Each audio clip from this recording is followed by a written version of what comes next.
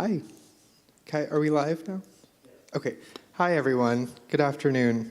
My name is David Russell Jensen. My Tlingit name is Shakaguk. I'm Tekwedi, child of the Kwashkikwan and a grandchild of the Shukachari. I am the Development Officer here at Sealaska Heritage, and I'm pleased to welcome you to today's lecture during our Native American Heritage Month lecture series. Thank you for those who are in the audience for providing your proof of vaccination. Please remain masked during the duration of the lecture today. There are bathrooms available on the second floor if you are in need of those. And please silence your cell phones at this time. At Sealaska Heritage, we strive to provide a variety of programming for you, which includes celebration, Baby Raven Reads, language, culture, arts, and educational programs. We rely on grant funding, however, grants do not cover all of our operations. Individual donations are essential to continue to offer programming that you love to participate in. And so we just ask if you would consider contributing, however much is appropriate for you or your family. You can donate online at sealaskaheritage.org/donate. The lecture today is titled Fighter in Velvet Gloves, Alaska Civil Rights Hero Elizabeth Peratrovich, and it's presented by Ann Boochever. Following a career teaching music and library skills, Ann Boochever earned an MFA in creative writing for children and young adults. Her books, including Bristol Bay Summer, Fighter in Velvet Gloves, Alaska Civil Rights Hero Elizabeth Peratrovich, have won numerous awards and were selected as notable social studies trade books and Alaska State Battle of the Books. Fighter in Velvet Gloves was also included in the 2019 American Indians in Children's Literature list of best nonfiction books for young adults and was selected to represent Alaska in the 2019 Library of Congress Parade of States. There will be an opportunity for questions at the end, so please type your questions in the chat or keep them in your mind if you're in the audience today. And please welcome Ann Boochever. Thank you.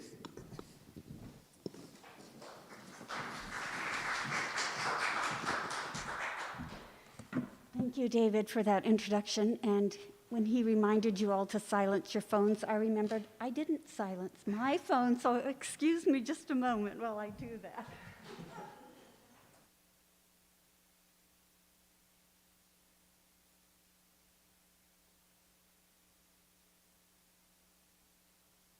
Okay, that would not have been a good thing to have my phone ring in the middle of this.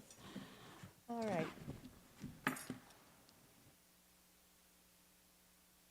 Well, I want to especially thank Rosita Whirl for inviting me to speak today.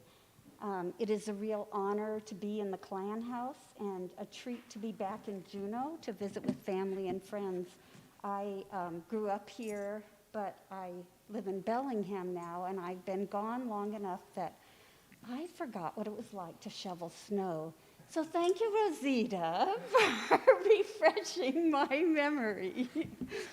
Got a lot of snow here all at once. So I'm here to tell you about Alaska Civil Rights hero Elizabeth Peratrovich and how I came to write about her in collaboration, I'll take this off too, in collaboration with her only living son, Roy Peratrovich Jr. I'll try to give you an idea of Elizabeth and what she was like as a real person, as well as the famous testimony that she is so well known for. I'll present a condensed version of the Alaska history that set the stage for her life. But before I get started, Elizabeth was a Tlingit Indian from the Raven Moiety, and it is the Tlingit tradition to always begin a speech with a formal introduction. Living in Juneau all my life, I remember hearing the unusual sounds of the Tlingit language, often downtown, spoken by elders. And I shudder when I think about some of my former classmates at Juneau Douglas High School who mocked those sounds. As a teacher here for many years, with the help of the Indian Studies program, I often invited those elders into my classroom to share their stories, their music, and especially their language. I finally got up enough nerve to take a Tlingit language class at the university here with Florence Shakely Marks, and this is what I remember on how to introduce myself. Cha ade ye chat ni u, hef ayuk yuk ak datani. Unos chish hati adi. Yak e ikswatini. Shawat at shiki you hat duasa klinget ianak. Ann Boochever you hat duasa kleit ka ianak. Kleit shawat na ayachat. So I just started with, will you please all forgive me if I don't speak right? And thank you all for coming. It is wonderful to see all of you. My Tlingit name is Shawat Adshiki, which means music woman, and I was a music teacher here in the school district for many, many years. And my white man name is Ann Boochever, and when we were to introduce our clan, the best I could come up with was Caucasian. Since the Tlingit language was forbidden for so long, and many of the elders have passed, I think it's more important than ever to keep that language alive. And for that reason, in my book, all the place names and the names of the people are first written in Tlingit and followed in English in parentheses. Now, back to Elizabeth and how I came to write this book. Fighter in Velvet Gloves was officially released on February 16th, 2019, and that was no accident. In 1911, a baby girl was born in Petersburg, and on February 16th, all across Alaska, celebrations are held to honor the woman that she became. Yes? Yeah, I turn it a little bit too. There we go. Well, how's that? Is that better? Yes. Okay.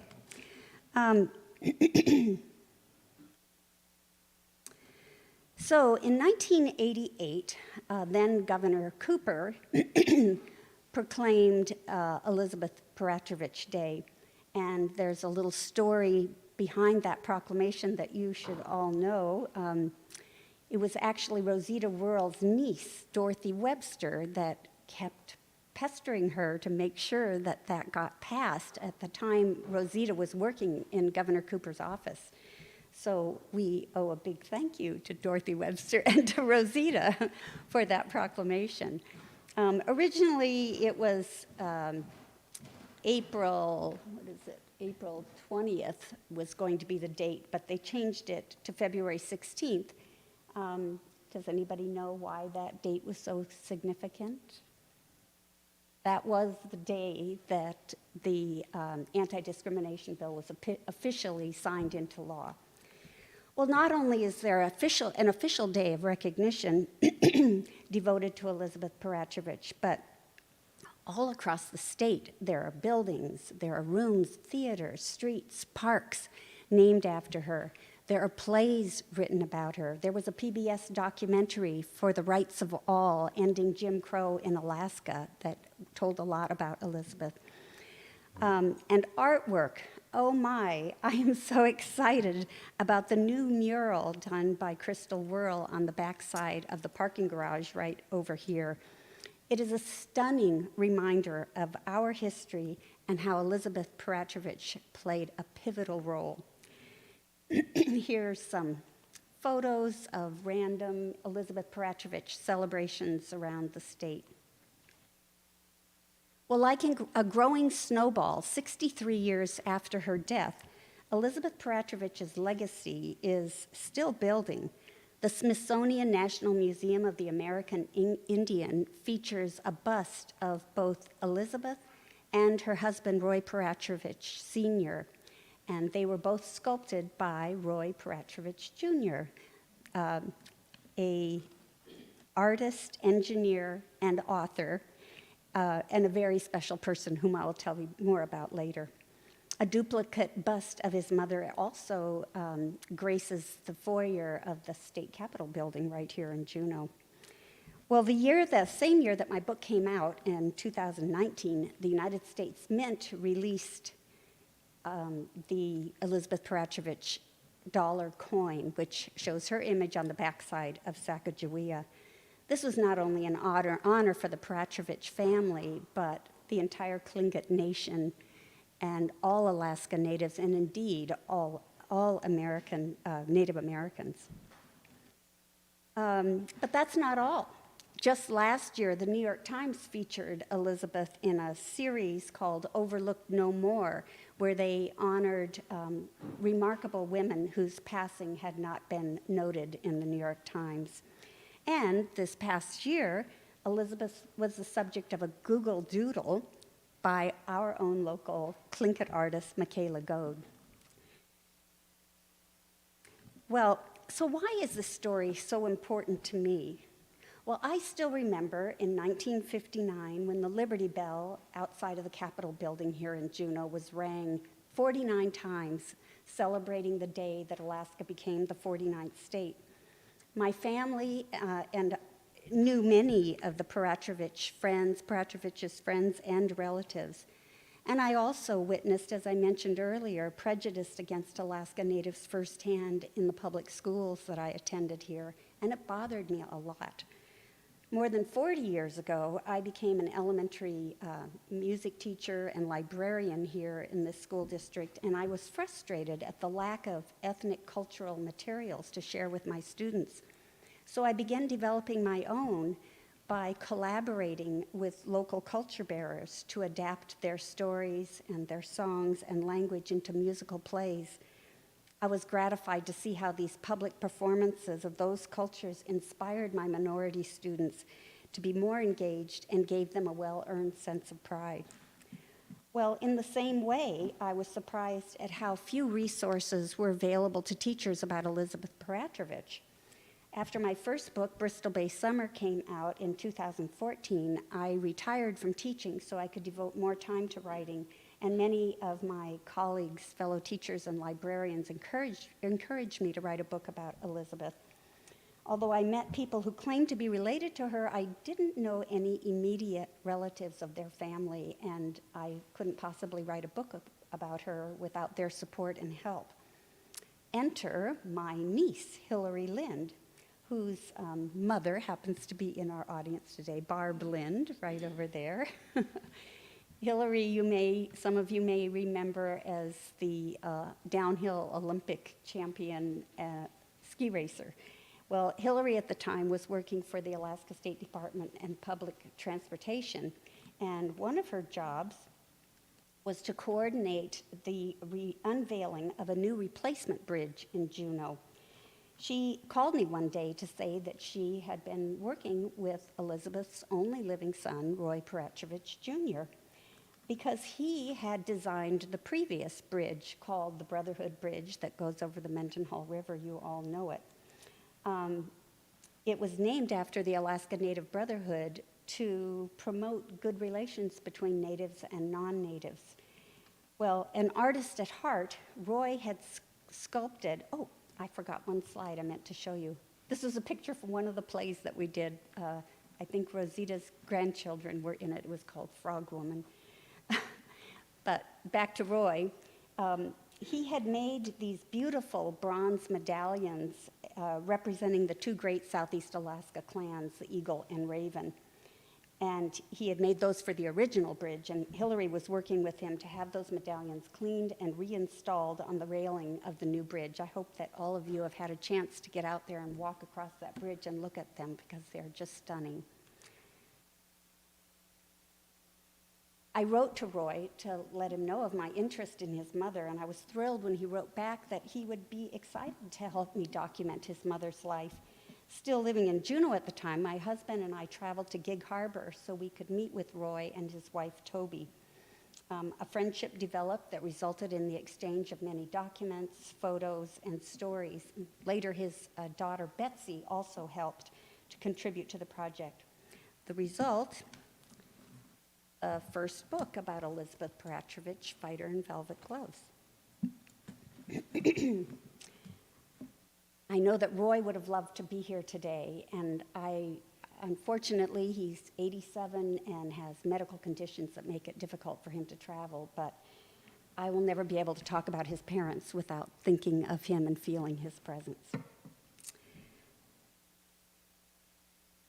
Well, who was this woman, and how did she become so famous? Well, that is the story that captured my imagination and inspired Fighter in Velvet Gloves.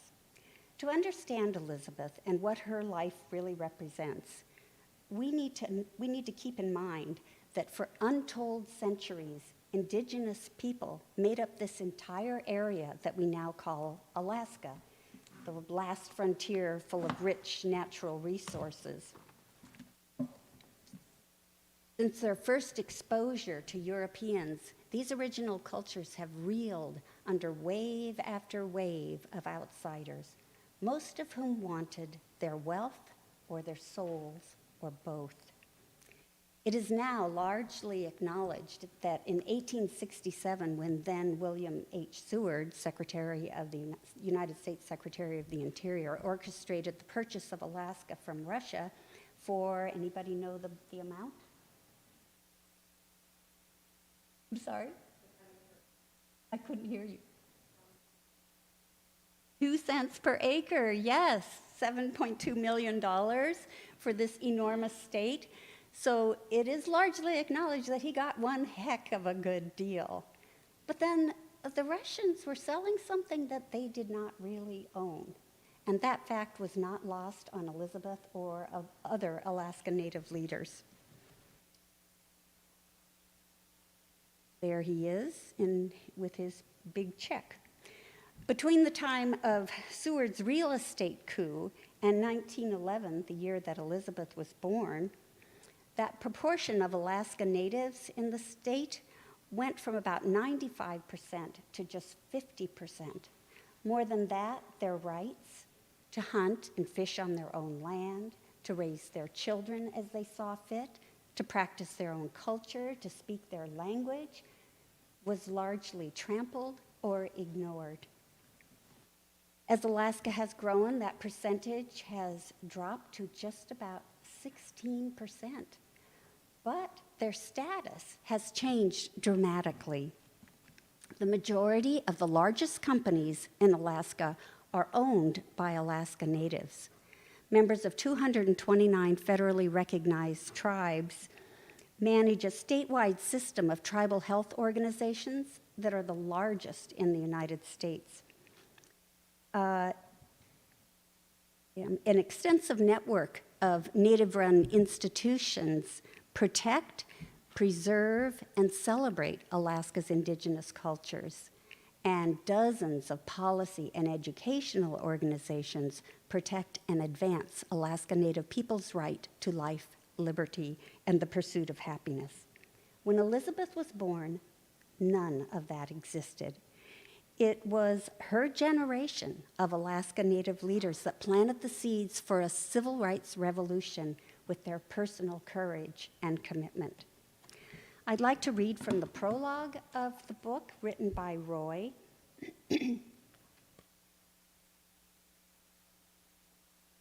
I am the last remaining of Roy and Elizabeth Peratrovich's 3 children.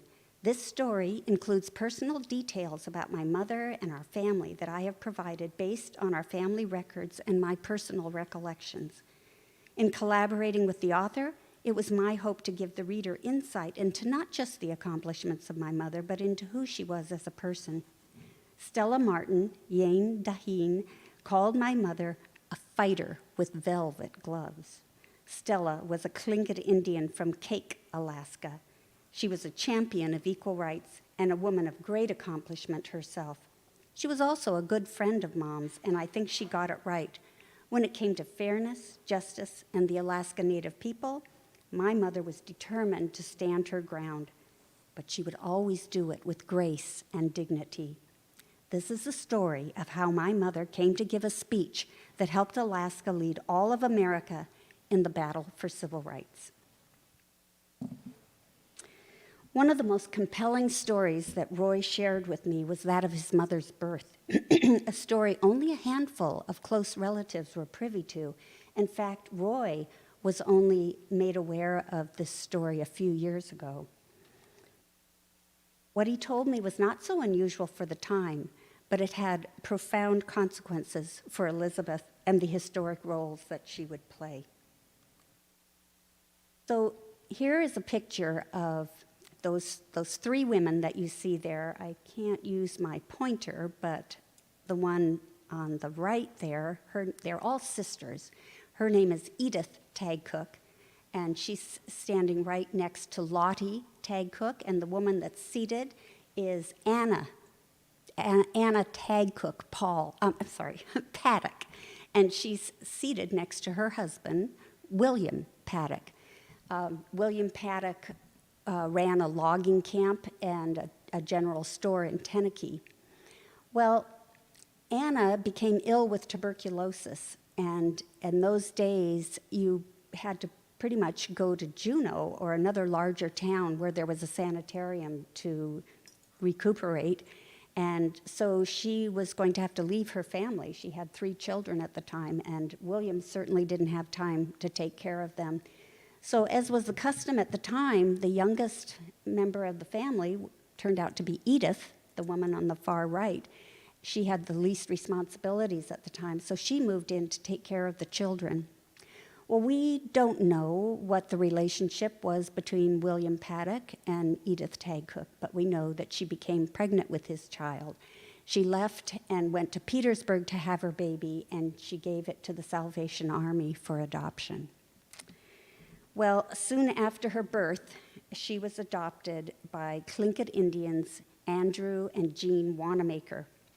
They took their new baby to live with them in Sitka and set about raising her in the Alaska Native way, living a subsistence lifestyle that didn't rely on grocery stores. This is a picture of Jean Wanamaker with Elizabeth when she was probably about 8 or 9 years old. Both Jean and Andrew were very accomplished in their own right. Jean was a renowned weaver. She taught Elizabeth how to dig, dry, and weave spruce roots into baskets so tight they could hold water. This is one of her baskets that was on display in the Territorial Alaska Museum here in Juneau. Andrew Wanamaker grew up. As he was growing up, he was forced, like many other Alaska Natives, to attend a boarding school designed in many ways to obliterate his heritage. He went to the Sheldon Jackson School, and here's a picture of a group of boys also at the Sheldon Jackson School, probably a little before Andrew went there. Well, in Sitka, the Sheldon Jackson School followed the common adage, civilize and assimilate. Fortunately, the school also taught Andrew some useful skills. Though he was forbidden to speak his own language, he had a good ear for the odd sounds of the English language. He later became fluent and was appointed as lay minister for the Presbyterian Church. He captained a ship that he helped build, and with several others, they powered their boats up and down southeast Alaska, preaching in the small towns along the way. They were known as the Presbyterian Navy. This is one of the churches that he preached at in Klawock.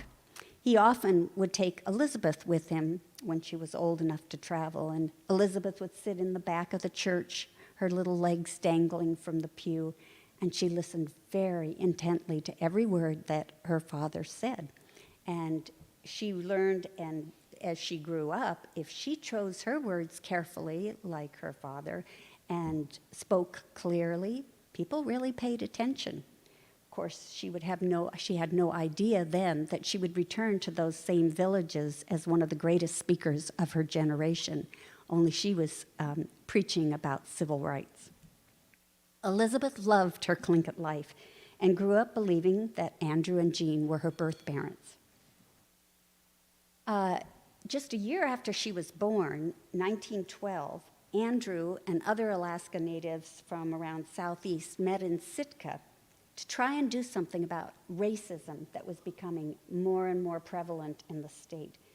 They formed the Alaska Native Brotherhood, now considered the oldest indigenous civil rights organization in the world. If you look closely, you'll see Andrew Wanamaker's name. He's the sixth name down.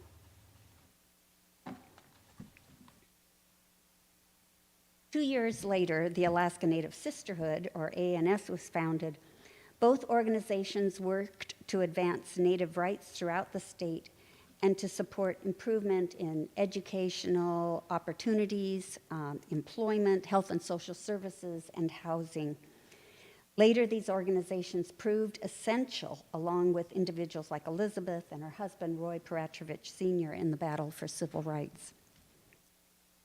When Elizabeth was 10, her family moved to Klawock on Prince of Wales Island, the southernmost large island in southeast Alaska. It was in Klawock that Elizabeth met her future husband, Roy Peratrovich Sr. His father, John Peratrovich, was an immigrant from then Yugoslavia. He was a fisherman and a fishnet maker and manager of the first salmon cannery in Alaska. His mother was a Tlingit woman from the Klawock area. Soon after their move, Elizabeth and Roy graduated from the 8th grade. And there's a picture of Elizabeth with her adopted mom and dad on her graduation. Like her dad, Elizabeth then attended the Sheldon Jackson boarding school in Sitka, but only for a year. And Roy went to the Chemawa School for the American Indian in Salem, Oregon for 2 years. When Elizabeth's family moved to Ketchikan, Elizabeth transferred to K-High, as the high school was called. According to Roy Jr., he thinks that his parents had been corresponding because soon after Elizabeth enrolled, Roy showed up. It was one of the only high schools in the state that was integrated thanks to a successful law school by attorney William Paul Sr. We think Ketchikan is likely the place where Elizabeth really experienced overt racism and the terrible "No Natives Allowed" signs on local businesses. But nevertheless, Elizabeth approached school, like everything else in her life, with great enthusiasm and commitment. She joined the school choir, she sang in the operetta. She was well on her way to becoming a woman who believed in being true to herself and fighting for it too. Here is a poem that she wrote to a friend of hers after her graduation. We think it may have been an assignment because she called it her motto poem. May 18th, 1931. Hello, Mealy. Here's to the hope that you like my motto poem. Do your stuff and let 'em beller. Do your stuff and let 'em rap. If you win, they'll holler lucky. If you lose, they'll holler sap. Let 'em help or let 'em hinder. You shouldn't worry. Do your stuff. You're the girl you have to live with. Be yourself and treat 'em rough. Lovingly yours, Beth.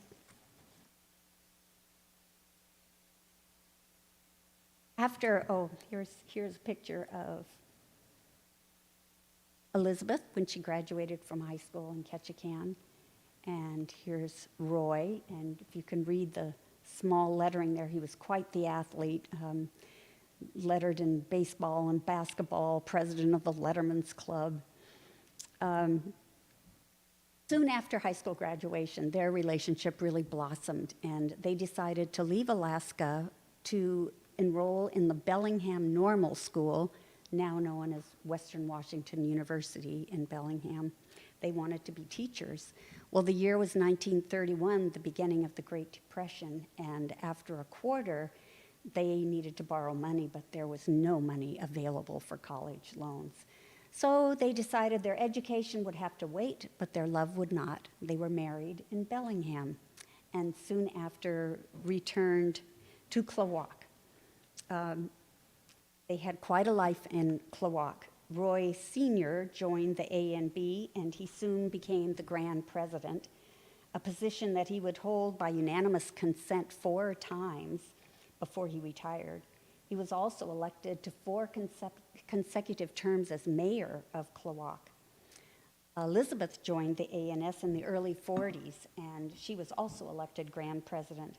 They had 3 children, Roy Jr., Frank Allen, and Loretta Marie, Lori, they called her.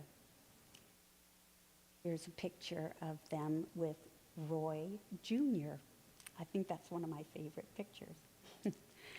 Life in Klawock was good, but Roy and, well, they probably could have stayed there their whole life and been very happy.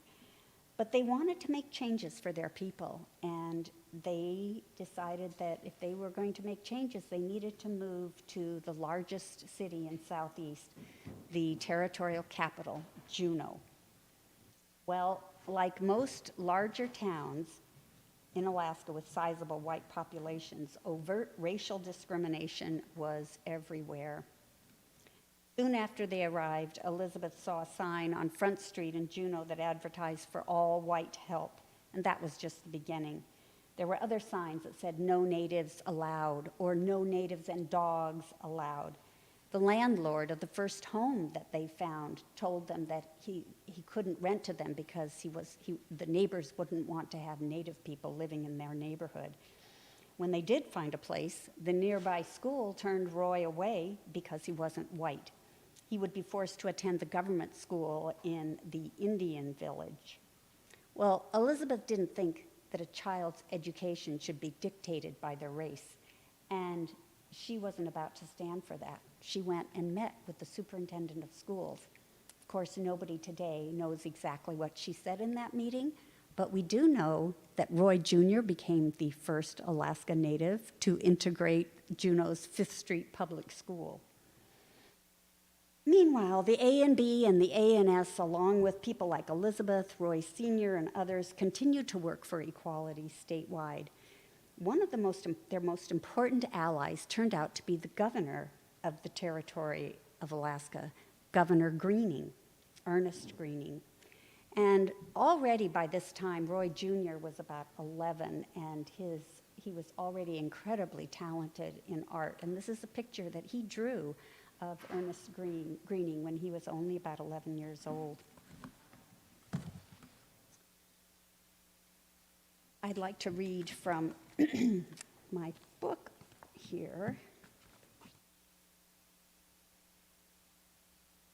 Governor Greening was sympathetic to their cause. Although he was unsuccessful in removing the signs, he worked closely with Anthony Diamond and others, including Elizabeth and Roy Sr., to draft an anti-discrimination bill and present it to the Alaska Territorial Legislature in 1943.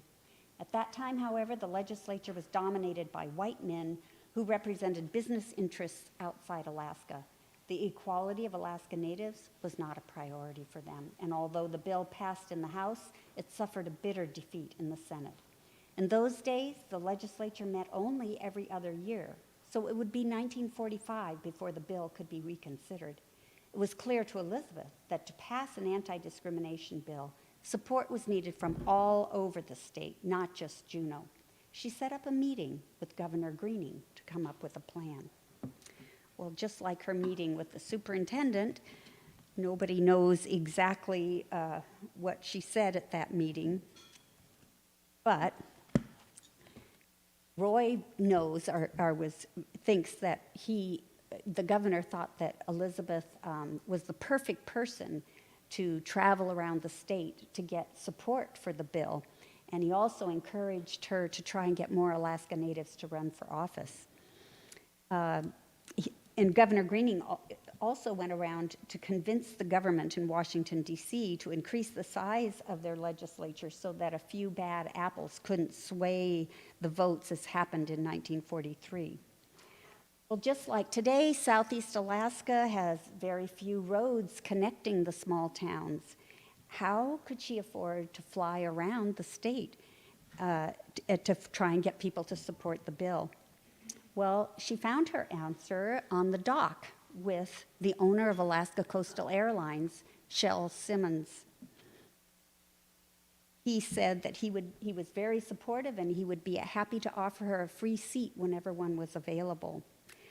So about this time, though, Elizabeth made a discovery that really affected her deeply. From this. Besides all the volunteer work to gain support for the anti-discrimination bill, she also worked as a secretary in the Territorial Legislature. Leaving the office one day, Elizabeth noticed an elderly Tlingit woman who appeared to be watching her. She didn't think much of it at first, but the woman was there every day. Finally, Elizabeth decided to approach her. But the next day, when she left work at the usual time, the woman was nowhere to be seen. That afternoon at home, the phone rang. It was the Presbyterian minister, Reverend Walter Soboleff. The conversation went something like this. Elizabeth, it is with great sadness that I must tell you, your birth mother just passed away. After a moment of silence, Elizabeth responded, well, there must be some mistake. My mother, Jean Wanamaker, passed away in Juneau 2 years ago in 1941. Elizabeth, I'm talking about your birth mother, Edith Tagcook. Jean was your adoptive mother. Elizabeth soon realized the woman who had been watching her every day was her birth mother. If only she had spoken to her sooner. Elizabeth was deeply saddened, but she would not let her personal loss derail the important work she knew she had to do. Summers are short in Alaska. There was no time to waste. She had the governor's support and a pilot willing to fly her for free. But what about her 3 kids? Roy Sr. would love to help, but he worked with the Territorial Treasury and had no flexibility to stay home and take care of kids. Like mothers, well, at that time, Roy Jr. was 9, Frank was 6, and little Lori was 4. Like mothers before and after, to help save the world, she needed childcare. Well, a friend of Elizabeth's knew of an orphanage about 17 miles out of town, and it was run by a dear woman named Minnie Field. And I actually remember as a child, maybe my sister does too, driving with our mother on the long dirt road from the airport on. It was all dirt, to bring clothing and food to what we called the Minnie Field home. Well, Elizabeth, I'm sure, was not pleased that she had to put her kids in an orphanage, but it seemed like the only solution. So the 2 boys would live at the orphanage, and little Lori was small enough that she could sit on her lap when she traveled on the plane. Roy Jr. and his little brother had never been away from home, and they were initially terrified of Minnie and the whole place, miles away from their real home. But it didn't take long for Minnie to win them over with her kindness. Roy has vivid memories of it. He shared a lot of stories with me about it. He also said that he and his brother felt like they were doing something important to help their parents. Well, Elizabeth spent much of the spring, summer, and fall of 1945 traveling around southeast Alaska in the Grumman Goose. She even went north when Shell could take her, once above the Arctic Circle all the way to Deering, where they gave her fur clothing and transported her by dog team to neighboring villages. Her visit is still remembered today by residents there. Well, as the vote on the anti-discrimination bill grew closer, Elizabeth and Roy Sr. worked on a strategy to testify before the Territorial Legislature. Just as Elizabeth's dad had prepared for sermons, Elizabeth and Roy Sr. spent long hours around the kitchen table working out what they would say. Finally, the big day came. February 5th, 1945 began with a change in the weather. The 50-knot winds that had buffeted the temperature down to barely 0 retreated down Gastineau Channel and up over the Taku Glacier. Heavy, wet snow smothered the mountains, and a gray mist slowly enveloped the town. As the weather warmed, so did the anti-discrimination debate.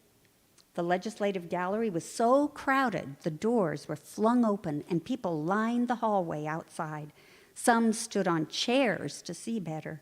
Elizabeth sat in the back, knitting needles clicking, with little Lori feeding her the yarn.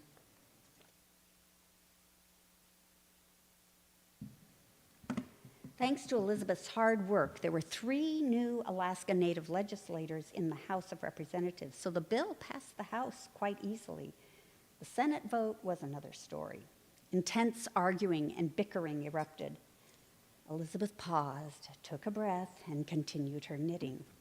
One senator from Juneau said, "Far from being brought closer together, which will result from this bill, the races should be kept further apart.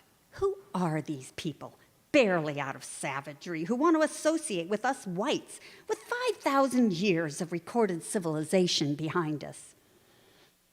Well, Elizabeth took a deliberate breath before beginning to knit again on that one. Senator Frank Whaley, a bush pilot and gold miner from Fairbanks, said, "I don't want to sit next to an Eskimo in a theater because they smell." The words grew even nastier. It went on for a long time until it eventually petered out, and at the end of the debate on a bill, it was the custom in the legislature for the Senate president to ask if anyone else wanted to speak. Few in the crowd expected anyone to respond, certainly not the Alaska Native woman with the knitting in her lap. But in the end, Elizabeth was the only one who stepped forward. Words were the tools that had served her all her life, and she and Roy Sr. had spent hours thinking about just the right ones for this occasion. Now was the time. Elizabeth Peratrovich stood and was acknowledged by the senator. If anyone in the room thought the young woman before them would mince her words, they quickly realized their mistake. "I would not have expected," she began, "that I, who am barely out of savagery, would have to remind gentlemen with 5,000 years of recorded civilization behind them of our Bill of Rights." Elizabeth continued in a voice that grew steadier and even more intent. Senator Shattuck rose and challenged her. "Will the proposed bill eliminate discrimination?" Elizabeth answered confidently. "Do your laws against larceny and murder prevent those crimes? No law will eliminate crimes, but at least you, as legislators, can assert to the world that you recognize the evil of the present situation and speak your intent to help us overcome discrimination." After her testimony, a long silence seemed to swallow the air in the room. Then a wave of clapping swept through the crowd. Even some who had opposed the bill joined in. Cheers rang throughout the gallery and the Senate floor. Elizabeth made her way back to her seat. She put her arm around her daughter's shoulders as she sat down. She was the last speaker of the day. When the vote was taken, 11 senators favored the bill and 5 voted against it. The legislature of the Territorial of Alaska passed House Bill 14, Chapter 2, the Anti-Discrimination Act, with a vote, which I already said, of 11 to 5.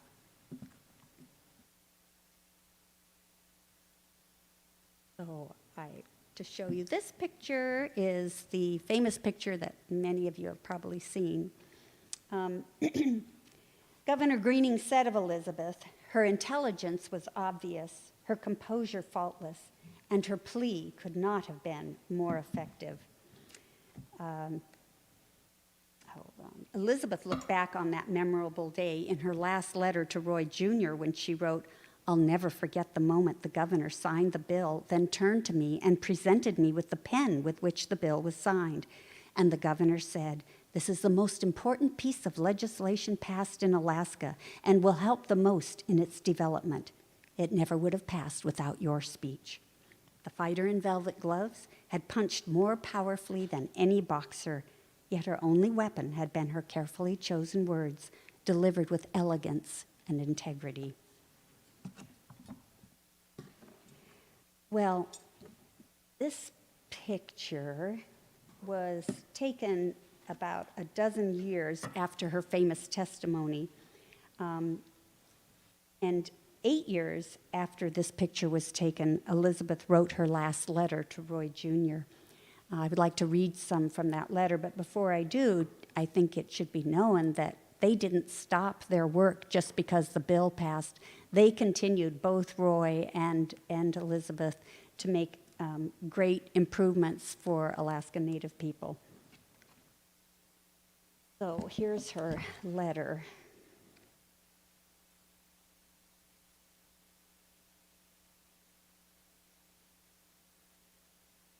Written in her clear, graceful style, the letter explained how she felt about her long struggle for equality. She talked about what it means to know you are on the side of justice. A few times, some people tried to discriminate against us, but that's almost impossible to do when the object of such action feels no inferiority. She ended with something Roy Jr. did not fully understand until later. My own selfishness, and I must call it that, is due to the fact that I do live on borrowed time. Please forgive me for this, my dears. I must have more faith. Love, Mother. A year after the letter to Roy Jr., Elizabeth was admitted to the Christian Science Care Facility in Seattle with breast cancer. Just as she had prepared herself to fight for equality for Alaska Native people, Elizabeth steeled herself for a different battle, but one she would not win. In June of 1958, Elizabeth held Roy Jr.'s first child, her first grandchild, in her arms.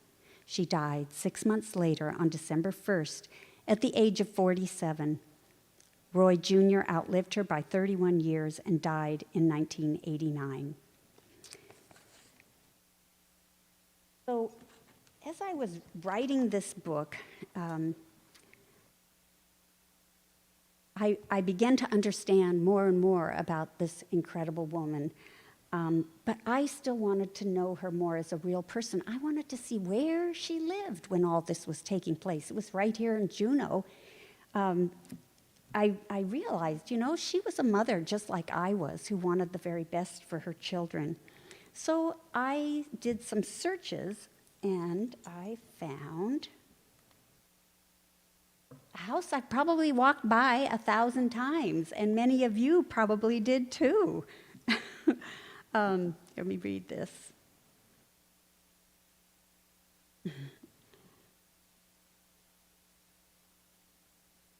The house on 644 West 12th Street, built long ago by a Norwegian fisherman, was an easy find.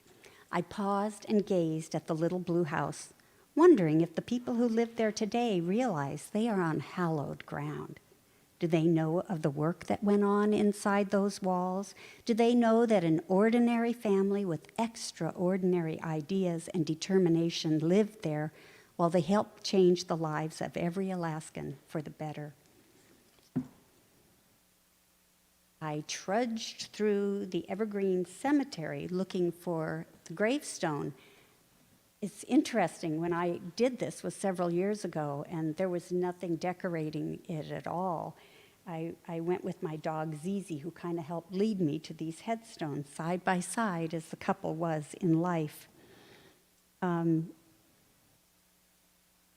It was quite moving to see those gravestones and then to come back several years later and visit them again. And they were, after my book had been published, they were all decorated. And I just hope that that continues, that students are excited about knowing where the gravestones are and will continue to go there.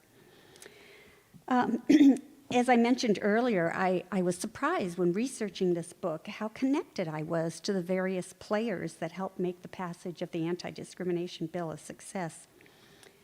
Roy remembers delivering newspapers to my family's house. And he recalls seeing my dad, an attorney and later a judge, but more importantly, a basketball enthusiast like nearly everyone in Alaska, at the gold medal basketball tournament in Juneau. One of the heroes in this story is Territorial Governor Ernest Greening. My father was a great admirer of Governor Greening, and I have vivid memories of family dinners that included the governor and his wife, Dorothy. The Greening son, Hunt, and his children, Brad, Wynn, and Clark, grew up in the house right behind ours and often played with my sisters and me. We called them those Greening boys. Oh. My parents moved to Juneau in 1946, so they just narrowly missed the anti-discrimination bill hearing. Had they been there, they would have been fervent supporters. My dad practiced law in Juneau for many years before becoming an Alaska Supreme Court justice. In 1980, he was appointed by President Jimmy Carter to the Ninth Circuit Court of Appeals. He became well known for opinions that valued equal rights, especially for the underserved. He was particularly concerned about the racism he witnessed in Juneau. One of my childhood friends was Anna, we called her Shuggy, Paddock, who lived not very far from us. Neither she nor I knew at the time that Elizabeth Peratrovich was her aunt. And finally, Shel Simmons and his wife Marge lived right across the street from my family. We often visited them, but I never did get to ride in the Grumman Goose. I want to close with one more picture.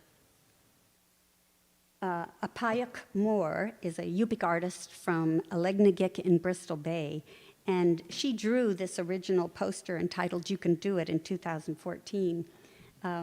It is now on permanent display in the Anchorage Museum. She graciously gave us permission to use that image on the cover of the book. My nephew, Lael Tyler, is a graphic designer from Portland, Oregon, and he adapted the design for the cover.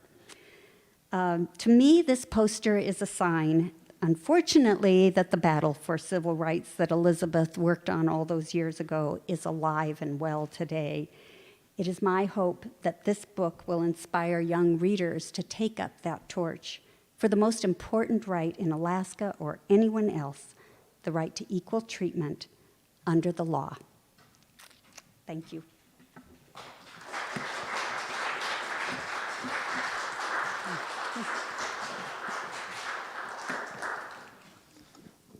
Thank you so much, Ann, for sharing this incredible story and your journey as you documented such an important part of our Alaskan history that we all share. Does anybody have any questions in the audience? Or we don't have any coming through the chat quite yet on YouTube.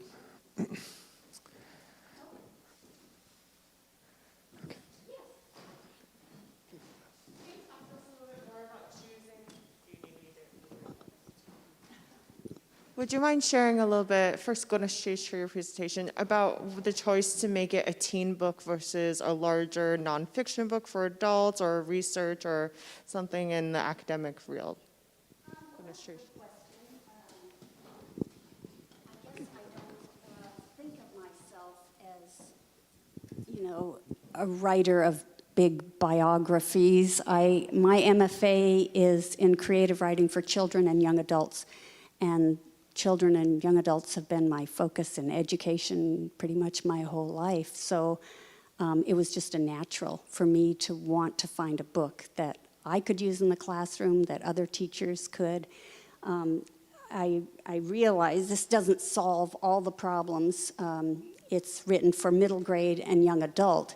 And I have been working on a book for younger kids, ages 8 to 10, and that is with a publisher right now. We're waiting to see what's going to happen with that. Well, hopefully that will happen. But yes, I think it would be wonderful if somebody took that on and did a real academic research of her life, and all that. The whole history is just really incredible. So, yeah. Anybody else have a question? We have one comment in the chat from Elizabeth Goley, who's the youngest daughter of Loretta Montgomery. She shared, "I am proud to be Elizabeth and Roy Peratrovich's granddaughter. Oh. This is a wonderful tribute being provided to us all." Oh my goodness. And what was her name? Elizabeth Goley. Goley. Goley. And where is she? She did not share that. She didn't. Wow. How interesting. Anybody else have any questions? Well, thank you all for coming out on this snowy, icy day. Nice to see all of you. I'll be around. They have my book for sale. I also developed a study guide because there were so many classroom teachers that were buying it, and so there's a study guide to accompany it. They don't happen to have Bristol Bay Summer right now, so you can't get that one there, but you can get it online.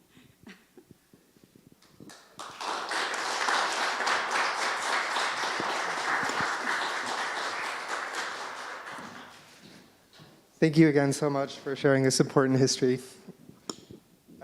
I just want to quickly mention our next lecture will be Monday, November 22nd. It will be available in person and online via our YouTube channel, and it will be titled Retelling American Literature Through Raven's Song. And the lecture is being presented by Dr. Sarah Rivet.